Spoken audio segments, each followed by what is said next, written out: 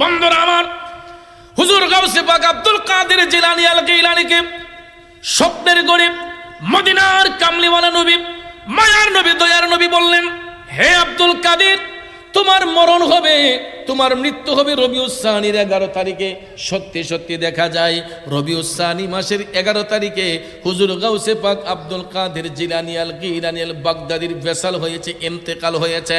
আর ওই দিনটাকে স্মৃতিচারণ করে প্রতি চাঁদের 10 তারিখ দিবাগত রাত, প্রতি চাঁদের 10 তারিখ দিবাগত রাত 11 তারিখের রাতে পৃথিবীর কোটি কোটি নবী প্রেমিকরা গাউসে পাকের মহব্বতে তারা গিয়ারবি শরীফ পালন করে, গাউসে পাকের মহব্বতে গিয়ারবি শরীফ পালন করে। আবার অনেক মুমিন মুসলমানরা প্রতি চাঁদের 12 তারিখ আমার নবীর মহব্বতে ঈদে মিলাদুন নবীও পালন করে। ঠিক না বে ঠিক? 11 শরীফও পালন করা হয়, 12 শরীফও পালন করা হয়। এই প্রত্যেকটা অনুষ্ঠান পালন করা মুমিনদের জন্য অপরিহার্য, কথা কোন ঠিক না বে ঠিক? তো এই জন্য ভাইয়ের আমার, হুজুর গাউসে পাক আব্দুল কাদের জিলানীকে রসুল এত মহব্বত করার কারণটাকে, কারণ হলো আমার গাউসে পাকের জীবন এবং কর্মটাই ছিল আল্লাহ আল্লাহ রসুলের প্রেমে বিলীন, কথা কোন ঠিক না বে ঠিক?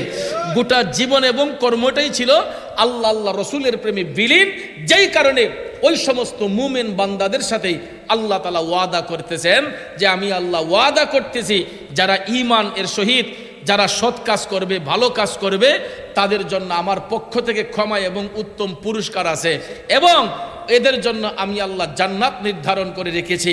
আপনারা বলেন গাউসে পাক জান্নাতি না জাহান্নামী? কারণ তিনি এমনভাবে মুরাকাবা করেছেন, এমনভাবে মাওলাকে খুশি করেছেন, তাল্লাশ করেছেন।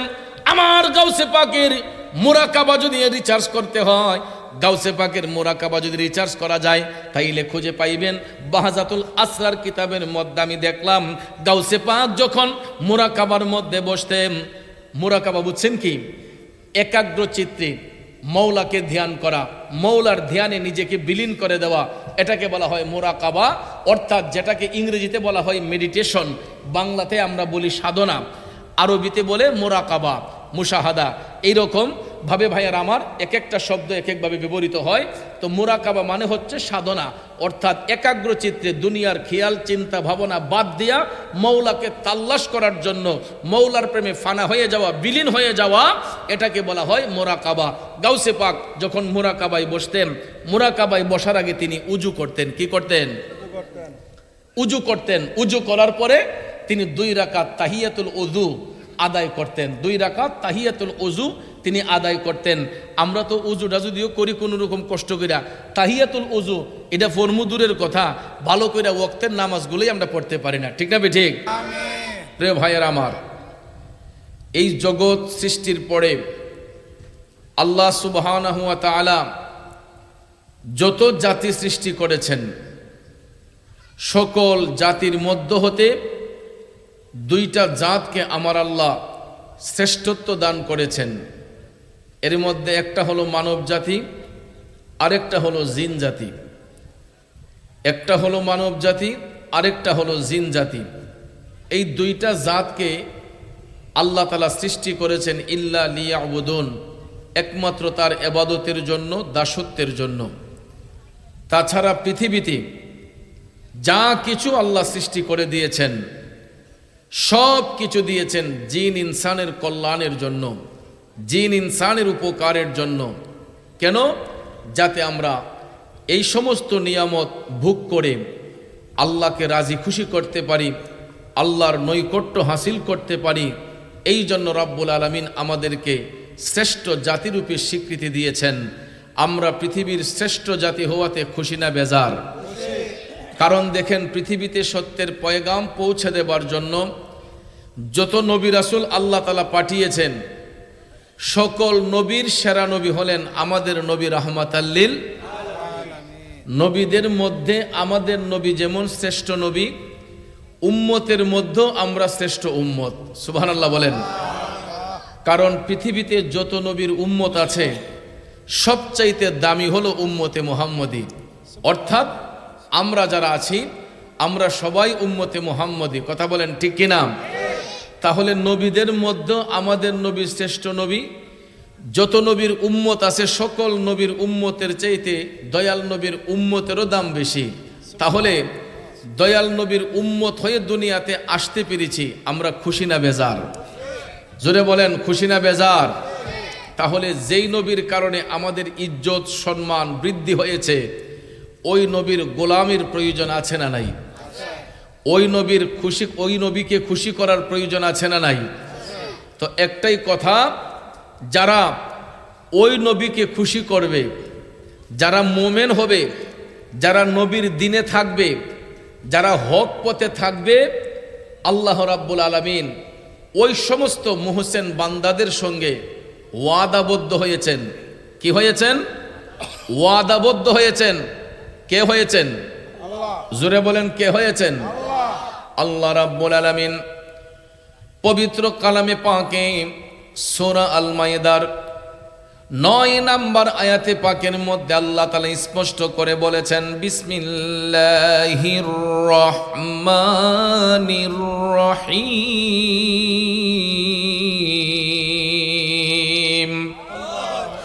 ওয়া'দাল্লাহু আল্লাযীনা আমানু ওয়া আমিলুস সালিহাতি লাহুম মাগফিরাতুন ওয়া আজরুন আযীম। উচ্চস্বরে বলুন আল্লাহু আকবার। এ নবীর প্রেমিকেরা, ও যুবক বন্ধুরা, আল্লাহ তাআলা বলেন, ওয়াদাল্লাহ, আমি আল্লাহ ওয়াদা করতেছি, প্রতিজ্ঞা করতেছি, আল্লাযীনা আমানু, যারা ঈমান আনবে, ওয়া আমিলুস সালিহাত, এবং যারা সৎ কাজ করবে, ভালো কাজ করবে, আল্লাহ রাব্বুল আলামিন বলেন, লাহুম মাগফিরাতুন ওয়া আজরুন আযীম, ওই সমস্ত ব্যক্তিদের জন্য আমি আল্লাহর পক্ষ থেকে রয়েছে ক্ষমা এবং উত্তম পুরস্কার। অর্থাৎ আল্লাহ তাআলা কোনো বেঈমানের সঙ্গে ওয়াদা করেন নাই, দাজ্জালের সাথে ওয়াদা করে নাই। আল্লাহ রাব্বুল আলামিন মুহসিন বান্দাদের পক্ষে ওয়াদা করে বলতেছেন, মুমিনদের পক্ষে ওয়াদা করে বলতেছেন, ওয়াদাল্লাহ, আমি আল্লাহ প্রতিজ্ঞা করলাম, ওয়াদা করতেছি, আল্লাযীনা আমানু, যারা ঈমান আনবে, যারা বিশ্বাস স্থাপন করবে, ওয়া আমিলুস সালিহাত, এবং যারা সৎ কাজ করবে, ভালো কাজ করবে। আল্লাহ তাআলা বলেন, যারা ঈমান এবং ভালো কাজ করবে, ঈমান আনবে, সঙ্গে সঙ্গে ভালো কাজ করবে, আল্লাহ বলেন আমি ওয়াদা করতেছি, লাহুম মাগফিরাতুন ওয়া আজরুন আযীম, ওই সমস্ত মুহসিন বান্দাদের জন্য আমি আল্লাহর পক্ষ থেকে রয়েছে ক্ষমা এবং উত্তম পুরস্কার। বাজান আমার, বন্ধুরা আমার, সাথে সাথে আল্লাহ তাআলা এটাও বলে দিয়েছেন, ওয়াল্লাযীনা কাফারু ওয়া কাযযাবু বিআয়াতিনা উলাইকা আসহাবুল জাহিম। সঙ্গে সঙ্গে আমার আল্লাহ এই সংবাদটাও দিয়েছেন, যারা কুফরিতে লিপ্ত, যারা কুফরি করবে, ওয়াল্লাযীনা কাফারু, যারা কুফরি করবে, ওয়া কাযযাবু বিআয়াতিনা, এবং আমি আল্লাহর বিধানকে অস্বীকার করবে, আমার সত্য বিধানকে যারা অস্বীকার করবে, আল্লাহ তাআলা বলেন, উলাইকা আসহাবুল জাহিম, ওই সমস্ত ব্যক্তিগুলা জাহান্নামে নিক্ষিপ্ত হয়ে যাবে, এদের জন্য জাহান্নাম অবধারিত। অর্থাৎ যারা কুফরি করবে, আল্লাহর সত্য বিধানকে যারা অবমাননা করবে, এবং আল্লাহর বিধানকে যারা অস্বীকার করবে, আল্লাহ রাব্বুল আলামিন বলে এরা জাহান্নামের অধিবাসী হয়ে যাবে। এরাই তোলার নবীর প্রেমিকেরা। তাইলে বলুন, আমরা জান্নাত চাই না জাহান্নাম চাই? জোরে বলেন, জান্নাত না জাহান্নাম? তাইলে জান্নাত বানিয়েছেন কে? আর একটু জোরে বলেন, কে? জান্নাত বানিয়েছেন আল্লাহ, কিন্তু ভাগের দায়িত্ব আমার আল্লাহ নিজের কাছে রাখে নাই। এই জন্য পাকিস্তানের কবি লিখেছেন, তাআজ্জব কি জাহে কে ফিরদৌসে আলা, তাআজ্জব কি জাহে কে ফিরদৌসে আলা, बनाए खुदा और बेसाए मोहम्मद सल्लल्लाहु अलैहि वसल्लम। চিৎকার মেরে বলেন না সুবহানাল্লাহ। এ নবীর প্রেমিকেরা, কবি চমৎকার ভাষায় তিনি লিখেছেন, কি আশ্চর্য, তাআজ্জব কি জাগে, কি আশ্চর্য, জান্নাতুল ফেরদাউস বানিয়েছেন আল্লাহ, কিন্তু ভাগ করে দিচ্ছেন হুজুর আকরাম নবী মুহাম্মদুর রাসূলুল্লাহ সাল্লাল্লাহু আলাইহি ওয়াসাল্লাম। ঠিক না বেঠিক? জান্নাতের মালিক আল্লাহ, জান্নাত বানিয়েছেন আল্লাহ, কিন্তু ভাগের দায়িত্ব আল্লাহ রাব্বুল আলামিন নিজের কাছে রাখে নাই। ভাগের দায়িত্ব আমার আল্লাহ দিয়েছেন, বন্টন করে দেওয়ার দায়িত্ব আল্লাহ দিয়েছেন আপন হাবিব রাহমাতাল লিল আলামিন নবী মুহাম্মদুর রাসূলুল্লাহ সাল্লাল্লাহু আলাইহি ওয়াসাল্লামকে। আপনাদের বিশ্বাস হয় কি হয় না? কারণ তিনি হাবিবুল্লাহ, তিনি আল্লাহর দোস্ত। বন্ধুরা আমার, বাবাজিরা, একটা জিনিস খেয়াল করবেন, হাবিবুল্লাহ শব্দের অর্থ আল্লাহর বন্ধু, কালিমুল্লাহ শব্দের অর্থ আল্লাহর বন্ধু, খালিলুল্লাহ শব্দের অর্থ আল্লাহর বন্ধু, রুহুল্লাহ শব্দের অর্থ আল্লাহর বন্ধু। প্রত্যেকটা শব্দের অর্থই হলো আল্লাহর বন্ধু। এখন আপনারা বলুন, সব বন্ধু কি সমান? সব বন্ধু কি সমান? অন্যান্য নবীগণ এক একজন নবী এক একটা লকব পেয়েছেন, উপাধি পেয়েছেন নিজে থেকে ইচ্ছে পোষণ করার কারণে। আর হাবিবুল্লাহ উপাধিটা আমার নবী নিজ ইচ্ছেতে পান নাই, স্বয়ং আল্লাহ তাআলা রাজি হয়ে ওনাকে হাবিবুল্লাহ বলে ডেকেছেন। সুবহানাল্লাহ কম। বন্ধুরা আমার, গভীর মনোযোগ, যেখানে আল্লাহর প্রশংসা রয়েছে আমার আল্লাহ সেখানে হাবিবুল্লাহর প্রশংসা রেখেছেন। এই জন্য কোরআনে পাকে আল্লাহ তাআলা বলতেছেন, আতিউল্লাহ ওয়া আতিউর রাসূল। আল্লাহ বলে, যখন আমি আল্লাহর ইত্তেবা করবা, সাথে সাথে আমার হাবিবের ইত্তেবা করবা। এই জন্য যেখানে হবে লা ইলাহা ইল্লাল্লাহ, সেখানেই হবে মুহাম্মদুর রাসূলুল্লাহ। ঠিক না বেঠে? যেখানে হবে মক্কাতুল মুকাররমা, সঙ্গে সঙ্গে হয়ে যাবে মদিনাতুল মুনাওয়ারা। কথা বলেন ঠিক না বেঠে? বন্ধু আমার, বাবাজিরা, শুধু তাই নয়, আমার আল্লাহ তাআলা আপন হাবিবকে এত ইজ্জত দিয়েছেন, এত সম্মান দিয়েছেন। আল্লাহ রাব্বুল আলামিন নামের সাথে নাম মিলাইয়া আপন হাবিবের ইজ্জত দিয়েছেন। যেমন লা ইলাহা ইল্লাল্লাহ, এটা নবীদের কালেমা, মুহাম্মদুর রাসূলুল্লাহ আল্লাহর কালেমা। লা ইলাহা ইল্লাল্লাহ কালেমা লিখতে আরবি যতটা অক্ষর লাগে, মুহাম্মদুর রাসূলুল্লাহ লিখতে আরবি ততটা অক্ষর লাগে। মক্কাতুল মুকাররমা লিখতে আরবি যতটা অক্ষর লাগে, মদিনাতুল মুনাওয়ারা লিখতে আরবি ততটা অক্ষর লাগে, মসজিদ লিখতে যতটা অক্ষর লাগে, মাদ্রাসা লিখতে ততটা অক্ষর লাগে। বন্ধুরা আমার, এই জন্য প্রত্যেকটা পাতায় পাতায়, প্রত্যেকটা জায়গায় জায়গায় যেখানে আল্লাহর প্রশংসা সেখানে নবীর প্রশংসা। আপনারা বলুন, তাই বলে কি রাসূল আল্লাহ থেকে বড় হয়ে গেছেন? নাউজুবিল্লাহ। এটা কখনো সুন্নি জামাত বলে না, রাসূল কখনো আল্লাহ থেকে বড় নয়। কারণ আল্লাহ হচ্ছেন খালেক, আমার রাসূল হচ্ছে মখলুক। ঠিক না বেঠে? আল্লাহ হচ্ছে স্রষ্টা, রাসূল হচ্ছেন সৃষ্টি। সৃষ্টি কখনো স্রষ্টার ঊর্ধ্বে হয় না। তবে হে আমার ভাইয়েরা, আমার নবী সেই সৃষ্টি, যেই সৃষ্টির সঙ্গে পৃথিবীর অন্য কোনো সৃষ্টির তুলনা হয় না, হতে পারে না। এই জন্য আমি অধম গুনাহগার লিখেছি, সৃষ্টির সেরা হাবিবে খুদা শাহে মদিনা, যার প্রেমেতে পাগল আমরা তিনি মদিনা, যার প্রেমেতে পাগল আমরা তিনি মদিনা। সৃষ্টির সেরা হাবিবে খুদা শাহে মদিনা, যার প্রেমেতে পাগল আমরা তিনি মদিনা। কথা বলেন ঠিক না বেঠে? এ নবীর প্রেমিকেরা, গভীর মনোযোগ। আমরা এমন একজন নবীর উম্মত, যেই নবীকে আমার আল্লাহ ভাগের দায়িত্ব দিয়েছেন, বন্টনের দায়িত্ব দিয়েছেন। এই জন্য আল্লাহ তাআলা কয়, ওয়া রাফা'না লাকা যিকরাক, হাবিব আপনার ইজ্জত, আপনার প্রশংসা আমি আল্লাহ বুলন্দ করেছি, বাড়িয়ে দিয়েছে। দুনিয়ার মোল্লা মুন্সিরা নবীর ইজ্জত কমাইবার সাধ্য নাই, বাড়াইবার সাধ্য নাই। কথা বলেন ঠিক কিনা? কিছু কিছু টুন্না মৌলবী আছে আমাদের দেশে, আমার নবীর ইজ্জত সম্মান কমাইবার জন্য এরা উপচে পড়ে লেগে থাকে। ইদানিং আপনারা দেখেছেন একজন তথাকথিত মূর্খ ভণ্ড শায়েখ, সে বলতেছে আমার নবী নাকি সাংবাদিক, রসুলকে বলে রসুল নাকি সাংবাদিক, বার্তাবাহক। ভাইয়ার আমার, বন্ধুরা আমার, এরকম ভাবে ক্রিটিসাইজ করে আমার রসুলের শান ও আজমত নিয়ে তথাকথিত এক শায়েখ, আমি জানি না তার জন্মটা কোথায় হয়েছে এবং সে কোন মাদ্রাসায় পড়াশোনা করেছে। কারণ বন্ধুরা, সাধারণ কোনো লকব, সাধারণ কোনো উপাধি দয়াল নবীর সঙ্গে ব্যবহার করা এটা আদবের খেলাফ। কথা বলেন ঠিক কিনা? যেমন সম্মানিত লকব আমাদের অনেকের নামের আগে আছে জনাব অমুক সাহেব, জনাব তমুক সাহেব, জনাব অমুক ব্যক্তি, জনাব অমুক। আপনারা বলেন এখন যদি আমি বলি জনাবে মুহাম্মদ, এটা কি আদব আছে কথার মধ্যে?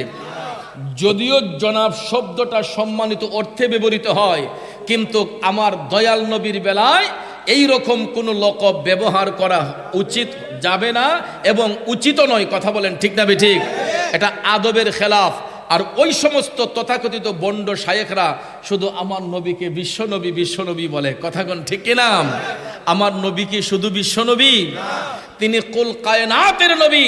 আল্লাহর সৃষ্টি জগতে যতটা জগৎ সমূহ রয়েছে, যেখানে আল্লাহ রাব্বুল আলামিন সেখানে রসুল রহমাতাল লিল আলামিন। কথা বলেন ঠিক কিনা? এই জন্য আমার ভাইয়েরা, দয়াল নবী শুধু দুনিয়ার জন্য রহমত নয়, দয়াল নবী শুধু দুনিয়ার জন্য রহমত নয়, তিনি কুল কায়নাতের জন্য রহমত।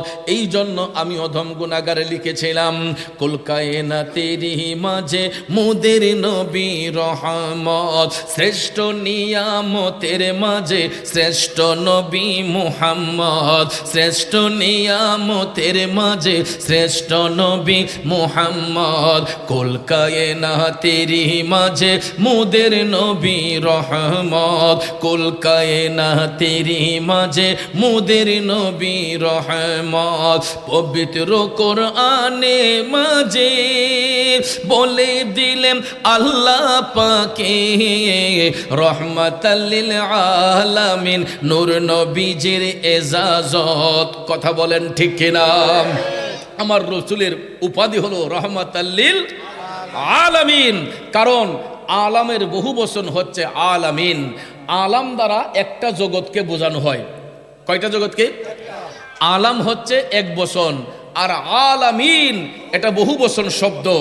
আলাম দ্বারা একটা জগৎকে বোঝানো হয়, আর আলামিন দ্বারা আল্লাহর কুল কায়নাতকে বোঝানো হয়। আল্লাহ হচ্ছেন রাব্বুল আলামিন। আল্লাহর বেলায় যেমন বহু বচন, নবীর বেলায়ও বহু বচন। আল্লাহ হচ্ছেন রাব্বুল আলামিন, গোটা জাহানের পালন কর্তা। আল্লাহ বলেন যেখানে আমি রব্বুল আলামিন সেখানে আমার হাবিব হবে রহমাতাল লিল আলামিন, গোটা জাহানের জন্য রহমত। শুধু দুনিয়ার জন্য রসুল রহমত নয়, তিনি দুনিয়ার জন্য রহমত, কবরে রহমত, মিজানে রহমত, হাসরে রহমত, ফুলসিরাতে রহমত। আল্লাহর কুল কায়নাতে যতটা জগৎ সমূহ রয়েছে, প্রত্যেকটা জগতের জন্য আমাদের নবী হচ্ছেন রহমাতাল লিল আলামিন। ওই নবীরে বলে সাংবাদিক। ওই নবীর শান ও আজমত নিয়ে কটু বাক্য ব্যবহার করে আল্লাহ তাদেরকে হেদায়েত নসিব করো। যদি তাদের নসিবে হেদায়েত না থাকে, এই সমস্ত মূর্খ শায়েখদেরকে আল্লাহ যেন ধ্বংস করে দেন। কারণ এই সমস্ত তথাকথিত মূর্খ শায়েখদের মাধ্যমে সমাজের মধ্যে ফিতনার আবিষ্কার হচ্ছে, ফিতনা ছড়াচ্ছে, মানুষের ঈমান আকীদা দিন দিন নষ্ট হয়ে যাচ্ছে। কথা বলেন ঠিক কিনা? এই জন্য ভাইয়ের আমার, আশেক কয়, প্রেমিক কয়, সোনার মদিনা কেন এত দূরে, রোজা মদিনা কেন এত দূরে, সোনার মদিনা কেন এত দূরে, রোজা মদিনা কেন এত দূরে, কবে যাব কি করে যাব, কবে যাব কি করে যাব প্রিয় নবীর রোজা পাকে, প্রিয় নবীর রোজা পাকে। মদিনা যেতে মনটা কাঁদে কি কাঁদে না? এ বন্ধুরা, আমার বাবাজিরা, আমার নামাজ পড়েছি আমার নবীর রওজা শরীফকে সামনে রেখে। গত জুমার নামাজটাও নবীজির কদম মোবারকে আদায় করেছি। একবার গেলে ফিরে আসতে মনে চায় না। যাবার পর থেকে একটা আনন্দ বিরাজ করে, কিন্তু মদিনা শরীফ থেকে যখন ফিরে আসবো রে,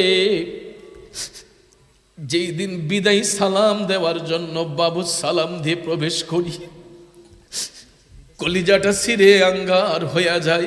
নবী গো, এই বুঝি শেষ আশা, যদি নসিবে থাকে তাইলে তার একবার আসতে পারি। বন্ধুরা আমার, যেই দিন মদিনা শরীফ থেকে আসলাম, গত 6 তারিখে বাংলাদেশে এসেছি। আমার নবীর রওজা শরীফের দিকে তাকাইলে রে, চোখটা বন্ধ করতে মনে চায় না, চোখটা ফিরাতে মনে চায় না।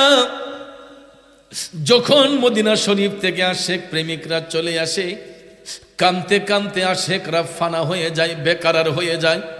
আর এই দেশের কিছু কিছু তথাকথিত মূর্খ শায়েখরা আমার নবীর সম্মান নিয়ে কটু বাক্য ব্যবহার করে। বন্ধুরা আমার নবীকে সাধারণ কোনো অর্থে ব্যবহার করা যাবে না। সাংবাদিক বলি, আমার দয়াল নবীকে সাধারণ সাংবাদিকের সঙ্গে তুলনা করলে ওই ব্যক্তির ঈমান নষ্ট হয়ে যাবে। কথা বলেন ঠিক না বেঠিক? কারণ তিনি আল্লাহর হাবিব রহমাতাল লিল আলামিন। আল্লাহর কুদরতি ভান্ডারে যত কিছু গোপন তত্ত্ব ছিল সব কিছু আপন হাবিবকে শিখাইয়া বুঝাইয়া জানাইয়া জগৎবাসীকে শিক্ষা দেওয়ার জন্য রহমাতাল লিল আলামিন রূপে মায়ার নবীকে পৃথিবীর মধ্যে নূরুন আলা নূর নবীকে সূরতে বাশার রূপ দিয়ে আল্লাহ দুনিয়াতে পাঠিয়েছেন। তাই বলে রাসূল আমার আপনার মতো মানুষ নয়, তিনি মূলত মানুষ, হাকিকতে আল্লাহর নূর। ঠিক কিনা বলে? মূলত মানুষ, হাকিকতে তিনি আল্লাহর নূর। আল্লাহর নূর বিদায় চন্দ্র সূর্যের আলো আমার নবীর উপর ছায়া ফেলতে পারে না।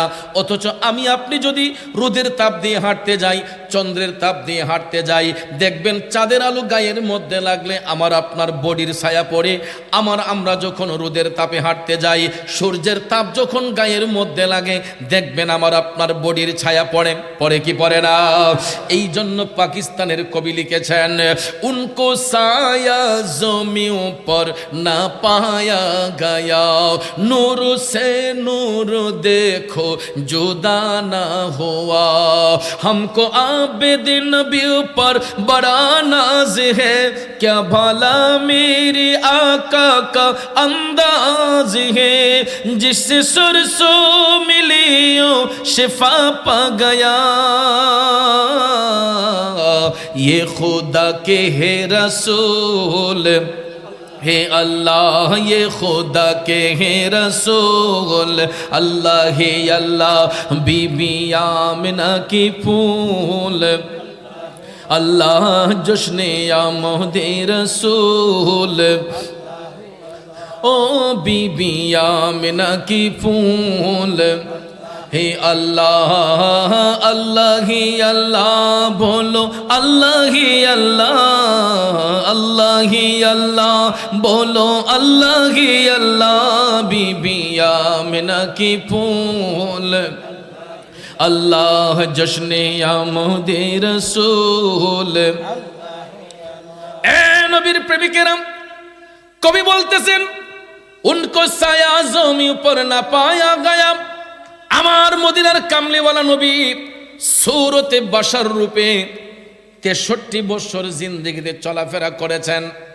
এই চলাফেরা করতে যাইয়া চন্দ্রের আলো, সূর্যের আলো, পৃথিবীর কোনো আলো আমার নবীর নূর মুবারকের উপর ছায়া ফেলতে পারে না। পারছে ফেলতে? কারণ চন্দ্র আলো নেই আমার নবী থেকে, সূর্য আলো নেই আমার নবী থেকে। কথা বলেন ঠিক না বেঠিক? কারণ তিনি হচ্ছেন নূরুন আলা নূর। এই জন্য ভাইয়েরা আমার, বন্ধুরা আমার, আমরা এমন একজন নবীর উম্মত, যেই নবীর না আসলে এই জগৎ অন্ধকার থাকতো। আর এই তথাকথিত মূর্খ শায়েকরা কেনই বা করবে না? মক্কাতুল মুকাররমায় রসুল যেই ঘরে শুভাগমন করেছেন, এই ঘরটা এরা এমন অবহেলিত করে রেখেছে, এটা দরজা জানালা সব বন্ধ করে দিয়ে লাইব্রেরি হিসেবে আমার নবীজির শুভাগমনের জায়গাকে এরা এরকমভাবে রেখেছে। আচ্ছা বলেন, আমি দেখলাম মক্কাতুল মুকাররমায় চতুর্দিকে দামি দামি বিল্ডিং, দামি দামি ঘর নির্মাণ করা হয়েছে, বিল্ডিং করা হয়েছে, এবং আরবের যেই বাদশাহ সৌদির শায়েখ, ওনার বাড়িটা দেখলে চোখ জুড়িয়ে যায়, এত সুন্দর বাড়ি। ভাইয়ার আমার, এর পাশে আমার রসুলের বাড়ি, যেই বাড়িতে দয়াল নবী শুভাগমন করেছেন। আপনারা যারা উমরা হজ করেছেন, সাফা মারুয়া সাই করে যখন বের হতে হয়, মারুয়া দিয়ে যখন আমরা বের হই, বের হওয়ার পরেই আবু জেহেলের বাড়িটা পড়ে, তার অপোজিটে দেখবেন আমার দয়াল নবীর বাড়িটা, হলুদ কালারের একটা বিল্ডিং। ভাইয়ার আমার, দয়াল নবীর বাড়িটাকে এমনভাবে বন্ধ করে রাখা হয়েছে যেখানে আশেকদের আবেগ উজাড় করার মতো কোনো রাস্তা নাই। চতুর্দিকে ব্যারিকেড দিয়ে রাখা হয়েছে, সেখানে যাওয়া সম্ভব হয় না। এবং বাংলাতেও লিখে রাখছে যে এখানে আইসা কোনো লাভ নাই, এখানে কিছু নাই, এখানে থাইকা জিয়ারত করা বেদাত, শিরিক, এরকম ফতোয়া প্রদান করা হয়। জোরে কি নাউজুবিল্লাহ বলবেন না? এবং আমার রসুল যেই জায়গাতে দাঁড়িয়ে যেই পাথরে দাঁড়িয়ে চাঁদকে দ্বিখণ্ডিত করেছেন, সেই জায়গাটাকেও আমরা হাজী সাহেবরা গেলে দেখতে পাই এবং দেখে এসেছি। কিন্তু এই সুন্দর সুন্দর জায়গাগুলোকে আমার দৃষ্টিতে যে সৌদি আরবের সরকার স্বর্ণ দিয়ে বাঁধিয়ে রাখা দরকার ছিল। কথা বলেন ঠিক না বেঠিক? স্বর্ণ দিয়ে বাঁধিয়ে রাখা দরকার ছিল। কিন্তু বড় দুঃখ লাগে, কষ্ট লাগে, যেই বাড়িতে দয়াল নবীর শুভাগমন হয়েছে, এই বাড়িটাকে স্বর্ণ দিয়ে বাঁধাবে দূরের কথা। ভাইয়ের আমার মনে হয় দামি কোনো টাইলসও সেখানে লাগানো হয় নাই, দামি কোনো টাইলস সেখানে ব্যবহার করা হয় নাই।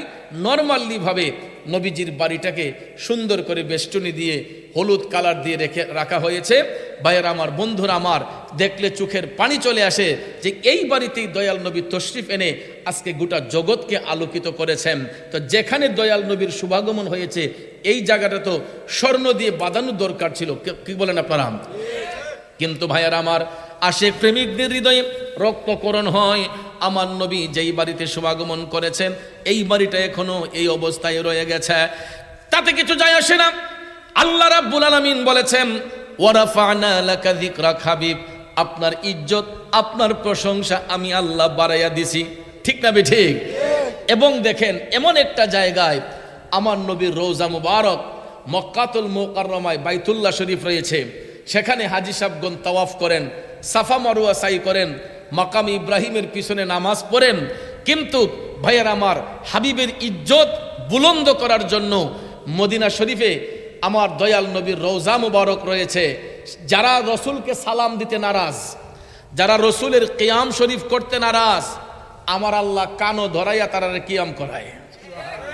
কথা কোন ঠিক না ঠিক? কানো ধরাইয়া তাদেরকে কিয়াম করায়। কিভাবে সেটা দেখেন, যখন হাজী সাহেবরা বাবু সালাম দিয়ে প্রবেশ করেন মসজিদে নববীতে, এক একটা দরজার এক একটা নাম মোবারক।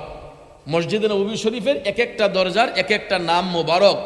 তো যেই গেট দিয়ে ঢুকতে হয় রসুলকে সালাম দেওয়ার জন্য, এই গেটটার নাম হচ্ছে বাবুস সালাম। নাম কি? বাবুস সালাম, অর্থাৎ এটা সালামের গেট। কারণ ওরা এভাবে সালাম দেয় না আমার নবীকে, কিয়ামে সালাম দেয় না, কিন্তু নবীজির রওজা পাকে সেখানে তো জাতি ধর্ম নির্বিশেষে, যেমন মুসলমান যারা যায়, কে সুন্নি, কে ওয়াহাবি, কে খারেজি, কে রাফেজি, কে আহলে হাদিস, এটার কোনো বেদ বিচার নাই, সবাই তো যায়। কেউ আদব নিয়ে যায়, কেউ আদব না রেখে যায়। কিন্তু আমার নবীর রওজা শরীফে বাবু সালাম দিয়ে যারা ঢুকে, অন্তত বসার কোনো সুযোগ সেখানে নাই। বসলে পুলিশ ঘাড় ধইরা উঠাইয়া দেয়। কথা বলেন ঠিক না বেঠে? সেখানে আমার রসুলের রওজা মুবারকে হাইটে হাইটে ইয়া নবী সালামু আলাইকা, বা আসসালাতু আসসালামু আলাইকা ইয়া রাসূলুল্লাহ, আসসালাতু আসসালামু আলাইকা ইয়া হাবিবাল্লাহ বলে সালাম আমার নবীর রওজা মুবারকে 24 আওয়ার্স একমাত্র নামাজের সময় ব্যতীত, নামাজের সময় বাদ দেওয়া ব্যতীত 24 আওয়ার্স আমার নবীর রওজা শরীফের মধ্যে কিয়ামে মুস্তাফা রয়েছে। চিল্লায় বলেন না সুবহানাল্লাহ। এই জন্য কবি বলেছেন, রসুল আমরা আপনাই না চিনিলে আপনার কি আসে যায়, মোরা আপনাই না চিনিলে আপনার কি আসে যায়। দোনো জাহান নবীজির নূরি কদমে ঝুকায়, দোনো জাহান নবীজির দোনো জাহান নবীজির নূরি কদমে ঝুকায়। কথা বলেন ঠিক কিনা বন্ধুরা আমার, বাবাজিরা গো, আমার নবীর রওজা মুবারকে বাবু সালাম দিয়ে যখন প্রবেশ করবে, সেখানে ওয়াহাবি বলেন, খারিজি বলেন, রাফিজি বলেন, সুন্নি বলেন, শিয়া বলেন, যারাই আছে, অর্থাৎ যারা কালেমার পড়েছে, যারা পরিচয় মুসলমান হয়েছে, যারা ওই দিকে প্রবেশ করবে, ওই গেইটে প্রবেশ করবে, বৈশা সালাম দেওয়ার কোনো কায়দা নাই। মনে মনে হইলেও আমার নবীর প্রতি সালাম পেশ করে, আসসালাতু আসসালামু আলাইকা ইয়া রাসূলুল্লাহ। কথা কোন ঠিক কিনা? আর বাংলাদেশে আইসা ফিতনা ছড়ানোর জন্য কয় কিয়াম শিরিক, কিয়াম বেদাত, এরকম ফতুয়াবাজি করে আমাদের ঈমান আকীদাকে নষ্ট করা ফেলা হচ্ছে, আমাদের ঈমান আকীদার মধ্যে ফাটল ধরানো হচ্ছে। ভাইয়ের আমার, বন্ধুরা আমার, অথচ দেখেন মক্কাতুল মুকাররমায় যান, মদিনাতুল মুনাওয়ারায় যান, সেখানে গিয়া চাপাবাজি করার কোনো সুযোগ নাই। সেখানে যার আবেগ যেরকম ভাবে উজাড় করার, ওই ব্যক্তি ওই রকম ভাবে উজাড় করতে পারতেছে। কথা বলেন ঠিক না ঠিক? আর সমস্ত ফতুয়াবাজি শুধু বাংলার জমিনে আল্লাহ রাব্বুল আলামিন যারা ফতুয়াবাজি করে, যারা হক রাস্তাটাকে লুকিয়ে রাখতে চায়, হক কথাটাকে লুকিয়ে রাখতে চায়, ওই সমস্ত মূর্খ সাহেবদেরকে আল্লাহ যেন হেদায়েত দান করে। সকলে আমিন বলেন। একটু দুরূদ শরীফ পড়ুন। আল্লাহুম্মা সাল্লি আলা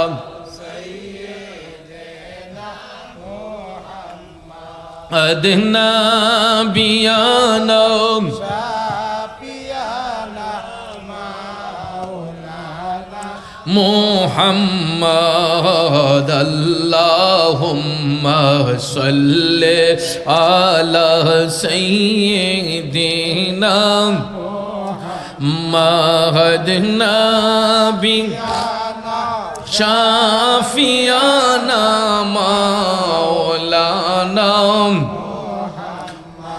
এমন নবীজির উম্মত আমরা, যেই নবীর নাই তুলনা। এমন নবীজির উম্মত আমরা, যেই নবীর নাই তুলনা।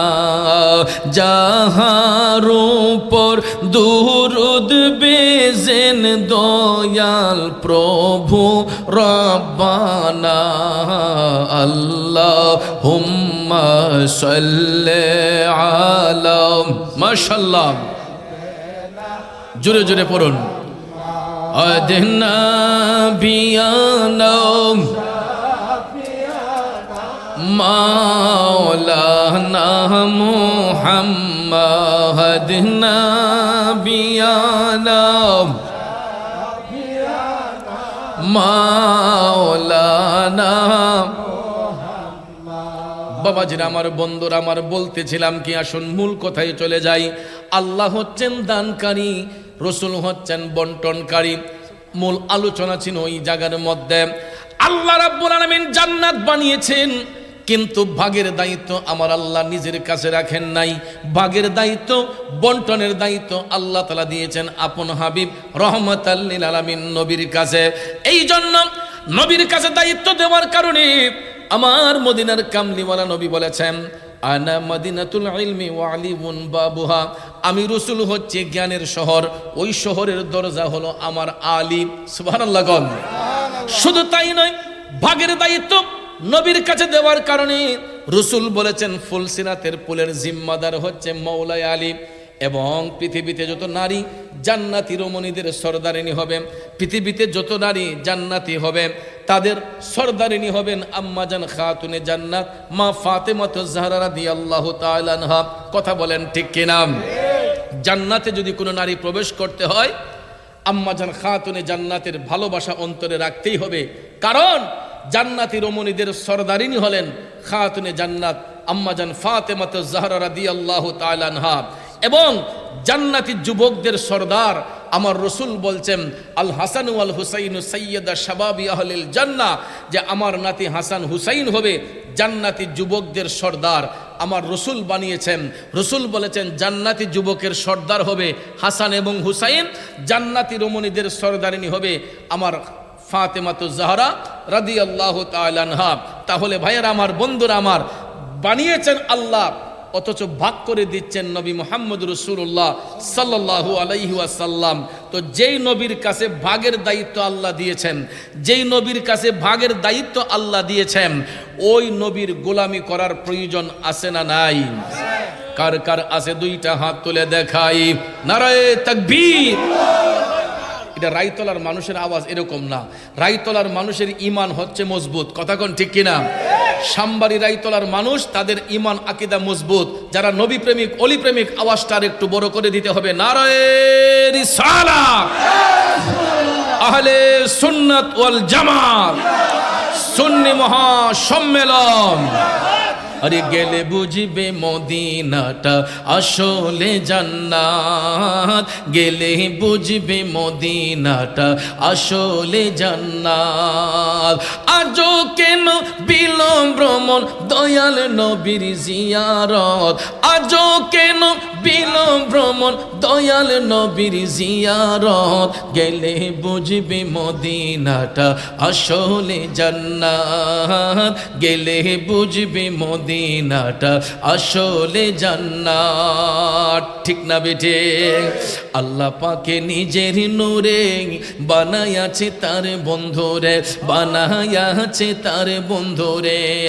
আল্লাহ পাকে নিজের নূরে বানায়াছে তার বন্ধুরে, বানায়াছে তার বন্ধুরে। লামকানের সুবাসিতে আল্লাহর আমানত, গেলে বুঝবি মদিনাটা আসলে জান্নাত, গেলে বুঝবি মদিনাটা আসলে জান্নাত। কষ্ট হচ্ছে আমার বাবাজিরা। আল্লাহ রাব্বুল আলামিন বন্টনের দায়িত্ব নবীজির কাছে দেওয়ার কারণে আমার নবী ভাগ করে দিয়েছেন। আর ওই ভাগ করার কারণে আল্লাহর হাবিব সাল্লাল্লাহু আলাইহি ওয়াসাল্লামকে পাবার জন্য যুগে যুগে যত সাহাবা রয়েছেন, তবে তাবিন, আইম্মে মুজতাহিদিন, ওলি আবদাল, গাউস, কুতুব, অদ্যাবধি পর্যন্ত যারা রয়েছে, সবাই ইশকে মুস্তাফার প্রেমে পাগল হইয়া, হুব্বে মুস্তাফার প্রেম অন্তরে ধারণ করিয়া মৌলার নৈকট্য হাসিল করে তারা জান্নাতের সুধা পান করতেছেন। এই রকম ভাবে হুজুর গাউসে পাক আব্দুল কাদের জিলানী আল গিলানী আল বাগদাদি রাদিয়াল্লাহু তাআলা আনহু আমার নবীর গোলামির মাধ্যমে তিনি কুতুবে রাব্বানী হয়েছেন, মাহবুবে সুবহানী হয়েছেন, শাইখ সুলতান হয়েছেন, মহিউদ্দিন হয়েছেন, তিনি জিলানী আল গিলানী আল বাগদাদি হয়েছেন একমাত্র নবীজির গোলামি করার কারণে। ঠিক কিনা বলেন? কারণ এই মাস রবিউস সানি মাস, রবিউস সানি মাসে ভেসাল হয়েছে হুজুর গাউসে পাক আব্দুল কাদের জিলানী আল গিলানী। কথা কোন ঠিক কিনা? বাবাজিরা আমার, এখন প্রশ্ন হলো, গাউসে পাকের ইন্তেকালটা তো অন্য কোনো মাসে হতে পারত, ঠিক না বে ঠিক? রবিউল আউয়াল মাসে নবীজির শুভাগমন, আর রবিউস সানি মাসে হুজুর গাউসে পাক আব্দুল কাদের জিলানীর ভেসাল। এটার কারণটা কি, মাহিত্যটা কি? কারণ গাউসে পাক তিনি এমন নবীর গোলাম ছিলেন, তিনি এমনভাবে নবীকে তাল্লাশ করতেন, কারণ তিনি তো মাদারজাত অলি, মায়ের গর্ভে থাকা অবস্থায় অলির দফতরে যার নাম, ঠিক কিনা বলেন? মায়ের গর্ভে থাকা অবস্থায় অলির দফতরে যার নাম, সেই হুজুর গাউসে পাক আব্দুল কাদের জিলানী আল গিলানী আল বাগদাদি তিনি দুনিয়াতে আগমন করার পরেই তিনি প্রতি চাঁদের 12 তারিখ ঈদে মিলাদুন নবীর অনুষ্ঠান পালন করতেন। এবং গাউসে পাক যতদিন দুনিয়ার জমিনে ছিলেন তিনি ঈদে মিলাদুন নবী পালন করে গেছেন। এক পর্যায়ে হুজুর গাউসে পাক আব্দুল কাদের জিলানী আল গিলানী আল বাগদাদি রাদিয়াল্লাহু তাআলা আনহুর ভেসালের সময় যখন নিকটে, তখন হঠাৎ একদিন তিনি মুরাকাবা মুশাহাদার মধ্যে বসলেন। মুরাকাবা মুশাহাদার মধ্যে বৈশার পরে গাউসে পাক আব্দুল কাদের জিলানী আল গিলানী আল বাগদাদির চোখের মধ্যে ঘুম ঘুম ভাব চলে আসলো। আমার গাউসে পাক ঘুমের মধ্যে অবস্থান করলেন। হঠাৎ করে নিশিরাতে গাউসে পাক আমার নবীর দিদার নসিব হয়ে গেল। জুরে জুরে কন্যা আল্লাহু আকবার। আরে নবীর দিদার যাদের নসিব হয়েছে নিশ্চিত জান্নাতি তারা হয়েছে। নবীর দিদার যাদের নসিব হয়েছে নিশ্চিত জান্নাতি তারা হয়েছে। পরকালে তাদের কোনো ভয় নাই, ইচ্ছে জাগে চুমু খেতে সোনালি রোজায়। ইচ্ছে জাগে আমাদের যেতে মদিনায়, ইচ্ছে জাগে চুমু খেতে সোনালি রোজায়। কষ্ট হচ্ছে আমার বাবাজিরাম।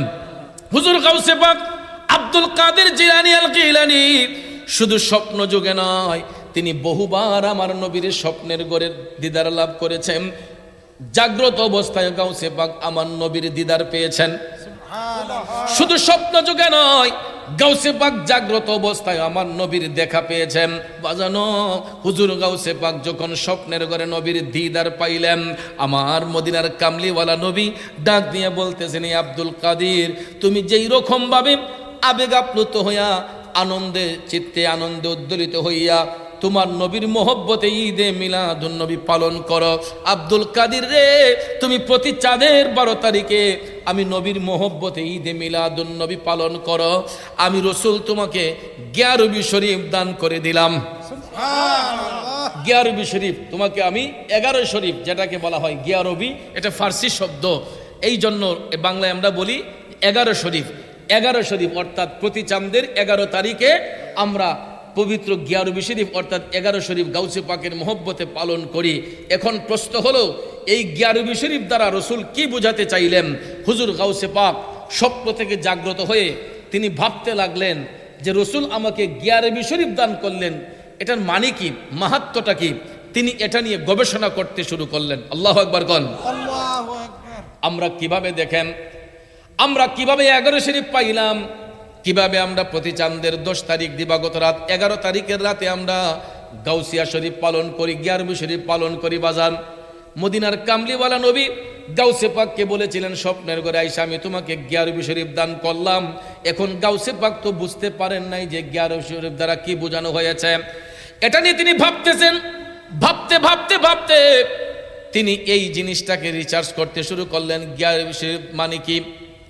তার কারণ হলো, গাউসে পাকের মৃত্যু কখন কোন দিন হবে আমার রসুল জানে কি জানে না। এছাড়া পৃথিবীতে আর কেউ বলতে পারবে? আমার মরণটা কখন কোন দিন কোন জায়গায় হবে আপনি বলতে পারবেন? আপনার মরণ কখন কোন দিন কোন জায়গায় হবে আমি বলতে পারবো? কারণ মৌতের মালিক কে? মৃত্যু দিবেন কে? কোন দিন কোন সময় কোন জায়গায় কার মরণ কিভাবে হবে এর নির্দিষ্ট কোনো গ্যারান্টি পৃথিবীর কোনো মুফতি সাহেব দিতে পারবে? কারণ মৃত্যু এমন একটা জিনিস, যেই কোনো মুহূর্তে মানুষের মৃত্যু হয়ে যেতে পারে। আমি যেদিন মদিনা শরীফে গত বৃহস্পতিবারে জুমার দিনে আমি যখন মসজিদে নববী শরীফে হঠাৎ করে বাংলাদেশ থেকে আমার কাছে সকালবেলা টেলিফোন গেল যে আপনার এক মুরিদ মেহারি গ্রামের সুমন মারা গেছে। অথচ দেখেন আমি যেই দিন মদিনা শরীফে যাই আমার মোবাইল মেসেঞ্জারে আমার সুমন কল দিয়েছে। কল দিয়ে আমার সঙ্গে কথা বলতেছে যে আব্বা আমার জন্য দোয়া করেন, নবীজির রওজা পাকে আমার সালাম দিয়েন। তারপরে আমি নেটওয়ার্ক সমস্যার কারণে কথাটা বুঝতে পারি নাই, পরবর্তীতে আমাকে আবার ভয়েস মেসেজ দিছে। এখনো পর্যন্ত তার ভয়েসটা আমার মেসেঞ্জারে এখন ইনস্টল করা আছে, স্টোর করে রাখছি। তো ভাইয়ারা আমার, আমি মদিনা শরীফ যেদিন যাই সেই দিনও আমার সঙ্গে কথা বলেছে। যাওয়ার পরের দিনই আমি তার মৃত্যুর সংবাদ পাই। বাংলাদেশ থেকে টেলিফোন গেছে যে সুমন বিদ্যুৎ স্পৃষ্ট হয়ে মেহারি গ্রামের পশ্চিম পাড়ার সুমন মিয়া দুনিয়া থেকে মৃত্যুবরণ করেছে। খবরটা শুনে আমি একদম অস্থির হয়ে গেলাম। এই চেহারাটা চুপ থেকে কোনোভাবেই আমি সরাতে পারি না। আরে গত একদিন আগে শুধু কথা বললাম, এমনও মানুষ সকালবেলা তার সঙ্গে বাজারে কথা বলেছে, সকালবেলা অনেকের সঙ্গে উঠা বসা করেছে, কিন্তু দেখা যায় 1 ঘন্টা পরেই সে দুনিয়ার মধ্য থেকে বিদায় হয়ে গেছে, মৃত্যুর স্বাদ গ্রহণ করেছে। এই জন্য ভাইয়ের আমার, মৃত্যু এমন একটা জিনিস, কখন কার মরণটা কোন জায়গায় কিভাবে হয় এর নির্দিষ্ট কোনো গ্যারান্টি পৃথিবীর কেউ দিতে পারবেন? আজরাইল আসিয়া প্রাণ করিব হরণ, হাই গো আজরাইল আসিয়া প্রাণ করিব হরণ। ওরে নিজ গুণে সাহেব আল্লাহ করবা নিবারণ, আমার উপায় কি তখন আমার আল্লাহ নিরঞ্জন, না জানি কে হালে আমার হইব মরণ, আমার আল্লাহ নিরঞ্জন, না জানি কে হালে আমার হইব মরণ। আব্বা, মরণটা কখন কোন জায়গায় হবে এর নির্দিষ্ট কোনো গ্যারান্টি পৃথিবীর কোনো মুফতি সাহেব মুহাদ্দিস সাহেব দিতে পারবে না। একমাত্র আল্লাহ আল্লাহ রসুল ব্যতীত, একমাত্র আল্লাহ আল্লাহ রসুল ব্যতীত কেউ বলতে পারবে না। কথা কোন ঠিক না বেঠিক? আল্লাহ যেমন কুদরতি ভাবে বলতে পারেন, আমার নবীও মুজিজার মাধ্যমে বলতে পারে কি পারে না? কথা কোন পারে কি পারে না? গাউসে পাক ভাবতেছেন গিয়ারবি শরীফ দ্বারা রসুল কি বোঝাতে চাইলেন, গিয়ারবি শরীফ দ্বারা আমার নবী কি বোঝাতে চাইলেন, এটা নিয়ে ভাবতে ভাবতে গাউসে পাক আবার যখন তিনি ঘুমের মধ্যে চলে গেলেন, আল্লাহর হাবিব সাল্লাল্লাহু আলাইহি ওয়াসাল্লাম ডাক দিয়ে বললেন, হে আব্দুল কাদির, তুমি রবিউল সানি মাসের 11 তারিখে এই দুনিয়ার মায়া ছেড়ে তুমি পরজগতে যাবে, দুনিয়ার মায়া তুমি ত্যাগ করবা। এই রবিউল সানির 11 তারিখে সত্যি সত্যি দেখা যায় যেই দিন আমার গাউসে পাকের ইন্তেকাল হলো ওই মাসটা ছিল রবিউল সানি মাস, বারটা ছিল 11 তারিখ। তাইলে বলুন আমার নবী গায়েবের খবর দেনেওয়ালা, এতে আর কোনো সন্দেহ আসেনি? শুধু এটা কেন, এটা তো সাধারণ বিষয়। আমার রসুল আল্লাহর গোটা সৃষ্টি জগতে যত কুপন তত্ত্ব আছে সব কিছু সম্পর্কেই জানেন। কথা বলেন ঠিক না বেঠিক? আমার আপনার বাহির ভিতরে কি আছে? গাউসে পাক বলেন, যদি শরীয়তের তালা আমার মুখে না থাকতো আমি মানুষের বাহির ভিতরে কি আছে বেলায়েতি শক্তির বলে বলে দিতে পারতাম। তাইলে গাউসে পাক যদি বেলায়েতি শক্তির বলে মানুষের বাহির ভিতরে কি আছে বলতে পারেন, আমার নবী মুজিজার বলে গোটা সৃষ্টি জগতের খবর রাখতে পারে কি পারে না? কথা বলেন, পারে কি পারে না?